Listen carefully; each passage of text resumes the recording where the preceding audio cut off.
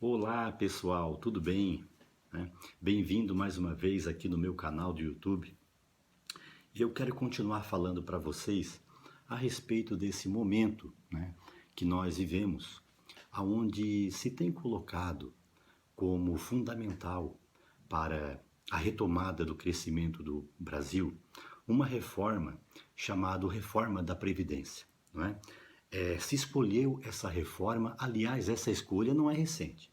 Essa escolha já vem do governo anterior, não é, que assumiu a partir de 2016, que apresentou uma proposta de reforma da Previdência que não passou. Né? Não passou porque se entendeu que ela não condizia com os anseios da população naquele momento e se entendeu que não era a melhor coisa a se fazer naquele momento. Não teve apoio do parlamento, principalmente, né? E não se conseguiu convencer a população.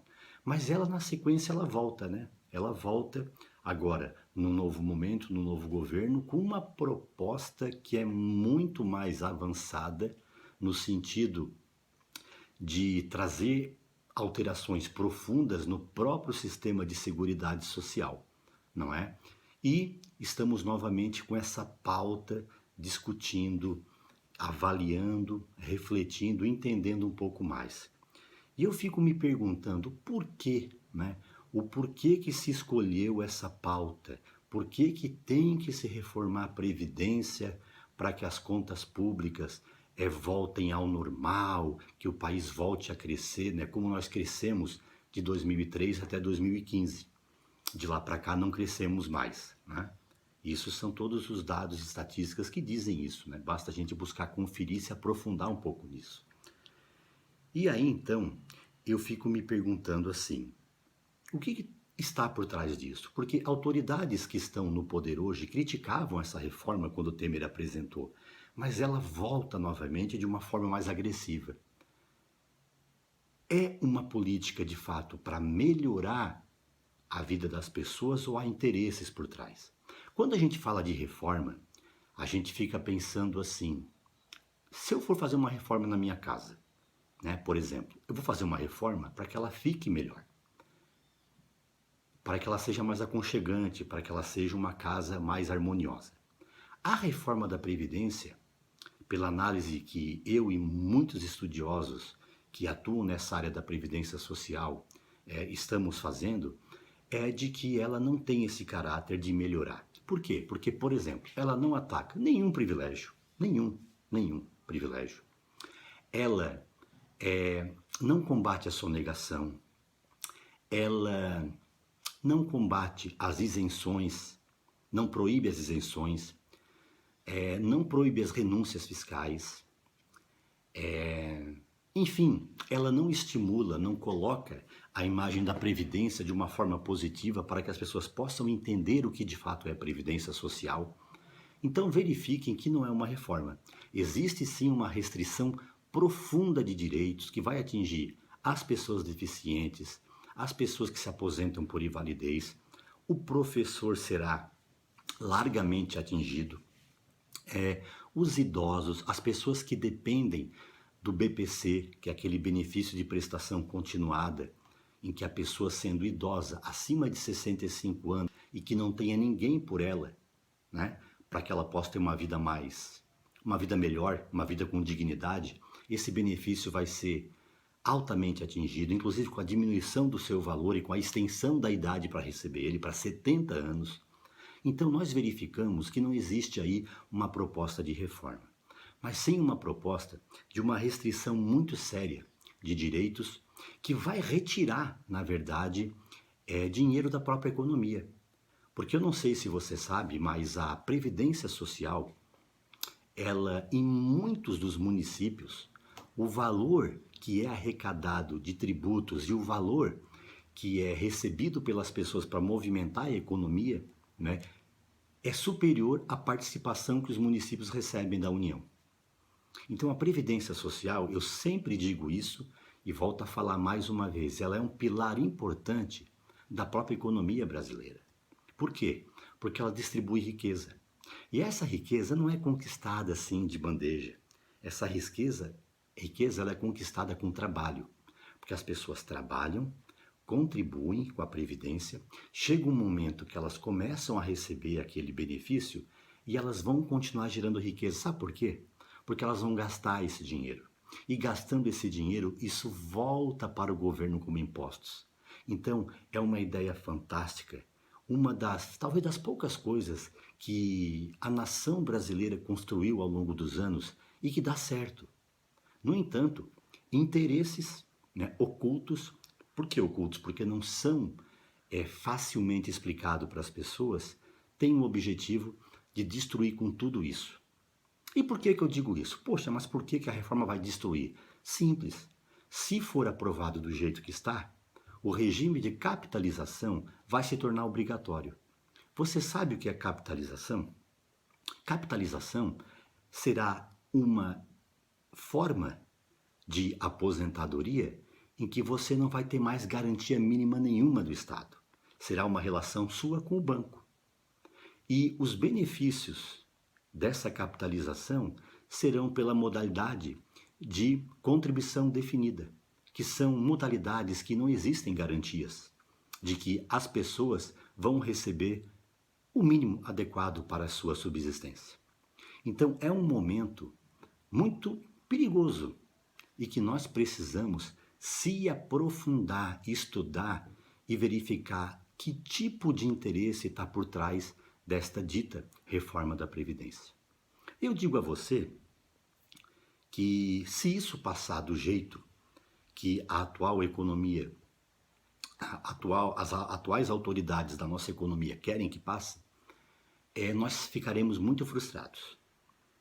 Porque de mais de 30 países que adotaram esse tipo de sistema, nem como obrigatório, mas esse tipo de sistema, junto inclusive com um sistema de previdência pública, uma boa parte já voltou atrás. O Chile adotou esse sistema em 81, com a ditadura de Pinochet, e está fazendo uma volta ao passado no sentido de resgatar, né, um fundo público de previdência porque não deu certo. Aposentadorias pequenas, idosos frustrados, não é? Por quê? Porque os bancos, as instituições, os fundos de pensão, eles não têm outro objetivo senão de lucrar. O objetivo social dessas entidades é muito pequeno. Elas existem para que os investidores ganhem dinheiro. E se você transferir isso para o capital financeiro, o objetivo é esse. O objetivo de conceder uma boa aposentadoria, obviamente que será secundário. Ok? Então, esse é um dos pontos que eu quero conversar com você hoje, que você possa refletir a respeito disso. Agora, qual seria a reforma necessária, né? Já que a reforma da Previdência não é a reforma, então, adequada, qual seria a reforma que o Estado brasileiro está precisando? Olha, quero falar para você que tudo que eu tenho ouvido e tenho estudado, a reforma necessária é a reforma tributária. O nosso modelo de tributação, a maioria dos impostos que nós temos, eles incidem sobre o consumo e sobre a prestação de serviço. Nós taxamos muito pouco o capital. Então a nossa forma de tributação, ela acaba sendo uma forma que se chama, né, de tributação regressiva. Ou seja, contribuem mais pagam mais impostos para a nação, para o país, as pessoas de baixa renda. Por que eu digo isso? Porque não existe uma tributação em escala progressiva sobre o capital. Eu vou dar alguns exemplos para vocês. Por exemplo, distribuição de lucro das empresas. Não existe tributação. Ah, mas aí tributa quando entra, quando retira vai ser um bis in idem, vai ter que ter uma tributação dupla. Não é bem assim. A entrada é uma coisa, a retirada é outra. Só para você ter uma noção, recentemente um dos sócios de um grande banco no Brasil fez uma retirada de 2 bilhões de reais. Sabe quantos que ele pagou? Nem um centavo de imposto. Nem um centavo. Os acionistas que ganham dinheiros com dividendos não pagam impostos também. O cidadão que compra um avião não paga imposto. Compra uma lancha, não paga imposto. Os impostos, eles incidem mais sobre o consumo de produtos e serviços que são o consumo que a maioria das pessoas da população consomem. E como a maioria, a grande maioria, em razão de nós vivermos não só num país desigual, mas num mundo desigual, como a maioria das pessoas, uma maioria já absoluta, são pessoas de baixa renda, né? São pessoas que trabalham hoje para pagar as continhas que fizeram ontem. Quem paga mais tributos são geralmente essas pessoas. Ah, Fábio, mas poxa vida, se aumentar a tributação é mais imposto ainda, não é justo. Gente, alguns países deram certo justamente porque fazem essa tributação progressiva. Eu vou dar um exemplo para vocês e vou mostrar a fonte. Eu estou fazendo uma pesquisa, um estudo, que eu até quero mostrar para vocês aqui como sugestão. A reforma tributária necessária. É um estudo feito por diversas entidades e eu quero colocar depois na descrição do livro, inclusive para que você possa acompanhar melhor isso. Se nós fizermos uma análise da tributação dos países da OCDE, o que é a OCDE? A Organização de Cooperação para o Desenvolvimento Econômico. Existem uma série de países desenvolvidos que fazem parte, né? Inclusive os Estados Unidos. Se nós pegarmos a tributação sobre o capital desses países, é praticamente o dobro do que o Brasil faz. E isso que são países desenvolvidos e que possuem uma distribuição de renda melhor do que o do Brasil. Então, só para citar para você aqui, veja bem, enquanto no Brasil a tributação, a alíquota máxima do imposto de renda, por exemplo, das pessoas físicas é de 27,5%, nos países da OCDE, isso em 2015 era de 41%. Na América Latina, era de 31,5%. E no Brasil, 27,5%. Ou seja, o Brasil tributa menos do que os países desenvolvidos, apesar de ser um país com desigualdade. E existem outros dados aqui interessantes também. Dentre dos impostos indiretos, os cobrados pelo consumo nesses países desenvolvidos, até 2015, foi de 32%. No Brasil, sobre o consumo, é quase 50%. Então, está muito claro que esse regime tributário, que não é progressivo, que não incide sobre o capital e sobre os lucros do capital, esse regime que apenas incide, na sua maioria, sobre o consumo, afeta drasticamente as camadas mais pobres da população e produz desigualdade. Então eu vejo que uma reforma necessária nesse momento é nós trabalharmos em cima da reforma tributária. É importante que a gente possa dizer isso para as pessoas, para que a gente comece a construir uma opinião a respeito disso, as pessoas comecem a estudar, comecem a veicular e que a gente possa transformar alguma realidade pelo conhecimento.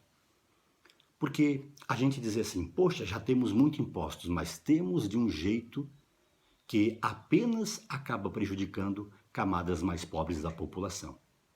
Só para você ter uma ideia, no Brasil, uma pessoa, por exemplo, que consegue adquirir 10, 15 imóveis, ela monta uma administradora de imóveis e a redução de impostos que ela tem é uma coisa significativa.